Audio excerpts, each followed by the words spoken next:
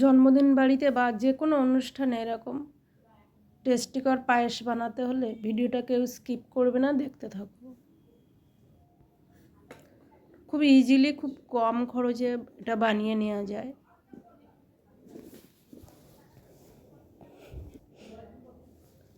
এখানে একটা বাটিতে আমি 100 গ্রাম গোবিন্দভোগ চাল নিয়েছি।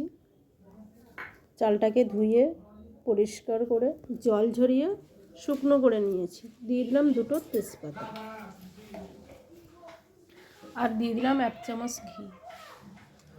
ঘি দিলে পায়েসটা কড়াইতে লেগে ধরবে না, আর স্মেলটা ভালো আসবে। কিছুক্ষণের জন্য আমি ম্যারিনেট করে রেখে দেবো। একটা কড়াইতে আমি 1 লিটার দুধ গরম করতে দিলাম।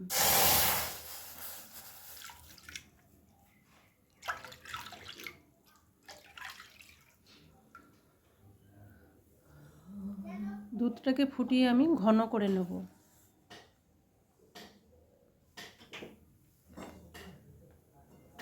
দুধটাকে এরকম নাড়তে থাকবো যাতে কড়াইতে না লেগে ধরে, আর ধারগুলোকে এরকম পরিষ্কার করে নেব, দেখতেও ভালো লাগবে।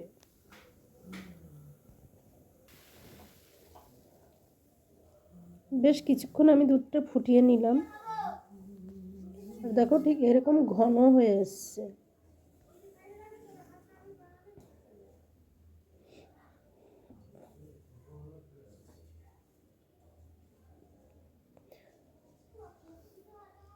এখানে দিয়ে দেবো আমি কিছুটা এলাচ দানা।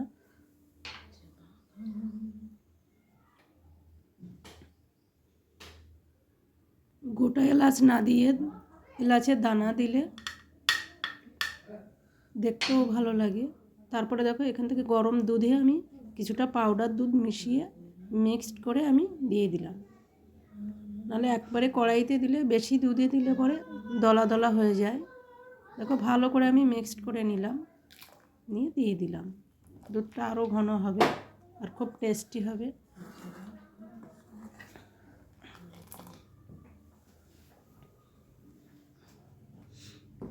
তারপরে দিয়ে দিলাম আমি চালটা।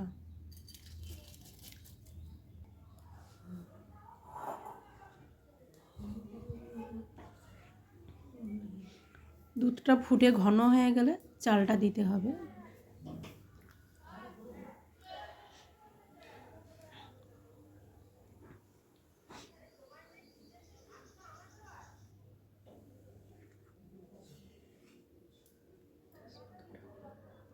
তেজপাতাটা আমি তুলে নেব, কারণ তেজপাতাটা দেখতে খারাপ লাগে। তেজপাতার যে ফ্লেভার সেটা দুধে চলে এসছে।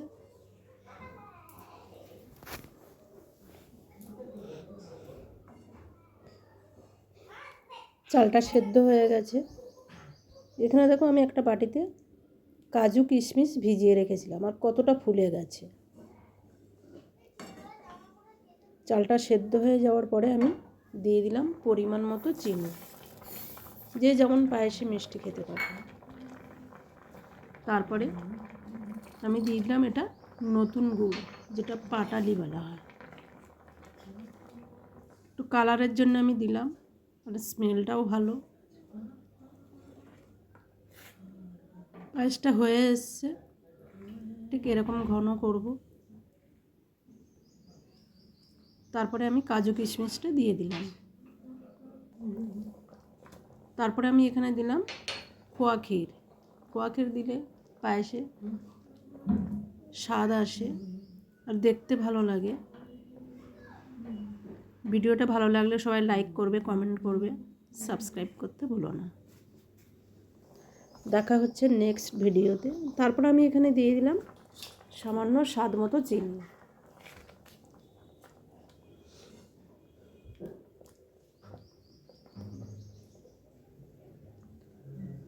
দেখা হবে নেক্সট কোনো ভিডিওতে। ততক্ষণ সবাই ভালো থেকো, সুস্থ থেকো, স্বাভাবিক থেকো।